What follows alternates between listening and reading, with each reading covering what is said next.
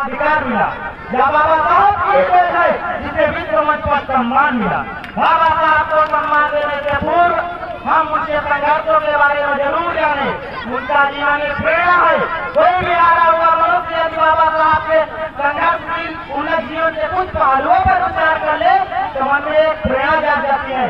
आज इस कार्यक्रम में हमें प्रेरणा लेकर उठे और बाबा साहब के जीवन मूल्यों से सीखकर सृजन करने का संकल्प ले। एक बात यह भी जाननी आवश्यक है कि डॉक्टर भीमराव अम्बेडकर को दलित पिछड़ों का मसीहा कहकर उन्हें छोटे दायरे में न बैठे।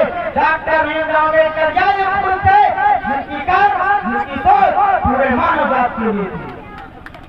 हिंदू राष्ट्र में जन्मे एक ऐसे परिवर्तनशील क्रांतिकारी जात भेद की वजह से उन्होंने हिंदू धर्म को त्याग दिया।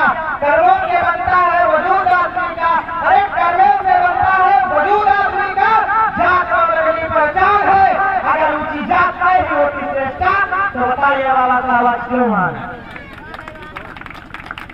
धार्मिक ग्रंथ मनुस्मृति की प्रतियां जलाकर विरोध किया, ऐसा ही प्रवर्तन बदलने वाला ही कर सकता है। ऐसे ही पुरुष युगो याद किए जाएंगे। भारतीय लोकतंत्र बुनियाद भावता की दृढ़ विचारधारा बनी।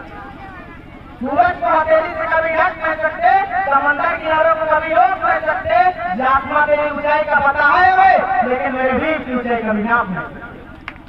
समाज का हाथ पकड़ कर तो दूसरे लोगों के पांव पकड़ने की जरूरत नहीं पड़ेगी। मैं सिद्धांतों को मानता हूँ जो स्वतंत्रता, समानता, भाईचारा भी सिखाए। गलत को गलत कहने की क्षमता नहीं तो आपकी प्रतिमा व्यर्थ है। चमचे कभी वफादार नहीं होते और वफादार किसी के चमचे नहीं होते। बुराई इसलिए नहीं बढ़ती कि बुरे लोग बढ़ गए हैं, बुराई तो इसलिए बढ़ती है कि बुरे को सहने वाले लोग बढ़ गए हैं। हिम्मत नहीं बढ़ी रखो, किस्मत छोटी लगने लगी। जब तो आएगा पर मरहम नहीं आने वाला, सादगी के लिए कोई परचम नहीं आने वाला। आने वाली कई सदियों को तरसना होगा, लेकिन अम्बेडकर जैसा ही परिवर्तन नहीं आने वाला। उन्हें मंजिल नहीं मिलती, अरे उन्हें मंजिल नहीं मिलती जो किस्मत के सहारे है। वह जिंदगी बात है वो हिम्मत से हारे। हाँ बाबा आपने कहा भाग्य पर नहीं अपनी शक्ति पर विश्वास रखो। प्रयासों को छोड़कर इस दुनिया में कुछ भी मूल्य नहीं है। जिसमें सर्वता का जीने की हिम्मत है उस मर्दापन से कभी आपको लगा देंगे। ऐसी जिंदा हालातों को मर जाना बेहतर रहा होगा। ये जिंदा है तो समाज को कायर बना देंगे। न्याय से लड़ते हुए यदि आपकी मौत हो जाती है तो आने वाली पीढ़ियां उनका बदलाव करेंगी, किंतु अन्याय से यदि आप मर जाओगे तो आने वाली पीढ़ियां भी गुलाम बनेंगी।